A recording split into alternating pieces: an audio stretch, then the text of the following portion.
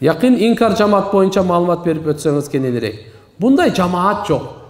Бир аз мисалы эми бул өзүнчө жамаат эмес туугандар. Анан кээ бирлер мисалы түшүнбөстүктөн, Кудай кааласа утурумдук аз маз түшүнбөстүктөн жолдон тайыгандар бар, кайра келет. Бала кээде адашат, анан кайра келет, туура жолго түшүнөт. Велосипедде айдап аткандар бар, айдап барып жыгылат, кайра турат дегендей, жаш бала басканда да жыгылып кайра тургандай, булар да кичине адашып кайра ордуна келет. Өзүнчө bunday жамаат жок. Үйгө канча периште кирет? Үйгө канчалык Кур'ан, зикир, дуа, ибадат болсо ошончолук периште. А так дайыма ар бир адам менен 10 периште жүрөт. Эко киромин катибин, оң жагында жана сол жагында. Булар оң жагындагы жакшы иштерди жазат, сол жагындагы күнөөлөрдү жазат. Лаху муаккибат дейт. Алдынан аркасынан дагы периштелер бар, сактап жүрөт. Пешенеде бир периште бар. Пешене жерге тийгенде, сажда кылганда дуа кылат. Я Алла, ушунун даражасын бийик кылгын, жүзүн жарык кылып бийик көтөргүн дейт. А сажда кылбаса, ага каргыш айтат, ушуну кор кылгын дейт. Адамдын оозунда бир периште болот. Ушу оозуна мына жылан чаян бир нерсе кирип кетпесин деп, көзүндө периште эки, жана лабында эки периште болот. Ушу лабындагы эки периштенин иши салаватты жеткирүү. Пайгамбарыбызга сиз качан салават айтасыз? Саллаллаху алейхи ва саллям деп. Даро пайгамбарыбызга ошол эки периште сиздин салаватыңызды кызыл белден Мадинага жеткирет. Мадинага жеткирет, пайгамбарыбыздын жаткан жерине жеткирет.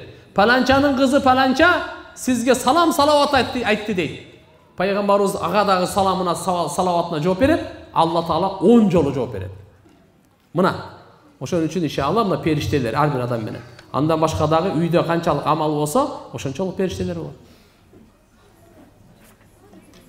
Турмуштан эрте ажыраган, күйөөсү өтүп кеткен аялдар турмушка чыкпай жүрсө эмне болот?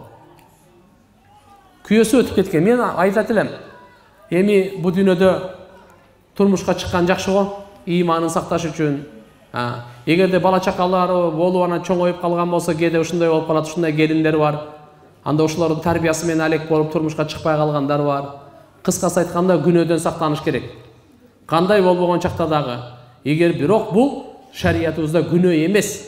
Эгерде мына азыркы күйөөсү өлүп калды, же болбосо ажырашып кетти, ошо ойдон турмушка чыкпай отура бере, андай болбойт. Турмушка чыгып, үй бүлө курган бул жакшыраак болот. Себеп дегенде көп бунун пайдалары бар. Ден соолукка дагы, руханиятка дагы, динге дагы, ахиретке дагы. Эгерде перзенттүү болуп калса, бу дүйнөдө калтырып кеткенде пайгамбарыбыз айткан, үйлөнгүлө, баш кошкула, балалуу болгула, көбөйгүлө деген. Мен үммөтүмдүн көптүгү менен кыямат күнү сыймыктанамын деген. Ошондуктан көп балалуу болгондон эч качан коркпош керек. Көп балалуу болгонго ниет кылыш керек. Менин кызым 12 жыл болду, перзент көрө элек, дуа кылып коюңуздар. Алла Таалам салих перзенттерди зурриятын тойиба ата кылсын. Мен оюмча дуалардын бардыгын аягында кылсак жакшы болот го дейм. Кудай кааласа буну бир тарап коюп турубуз. Дуалардын бардыгын аягында чогуу дуа кылабыз. Мен өтө көп күндөн бери бутум, колум, белим ооруйт. Врачтарга көрүндүм. Көптөгөн кары дамлаларга окуттум. Баарым сен кара дуалангансың, жана саңа бакшынын суусу ичирилген деп айтты. Мен эмне кылсам сакаям? Кайсыл дуа менен кара дуадан чыгып кетсем болот? Сиз биринчи тооба истигфар кылыңыз, 5 убакыт намазга бекем болуңуз, ар бир иштерди сүннөт менен аткарганга аракет кылыңыз. Азыркы мен сизге айткандай 5 убакыт намаздан кийин Ихлас Фалакнасты ихластуулук менен окуп, анан кийин жатаарда сөзсүз өзүңүзгө Ихлас Фалакнасты 3 жолу окуп, дем салып жатыңыз.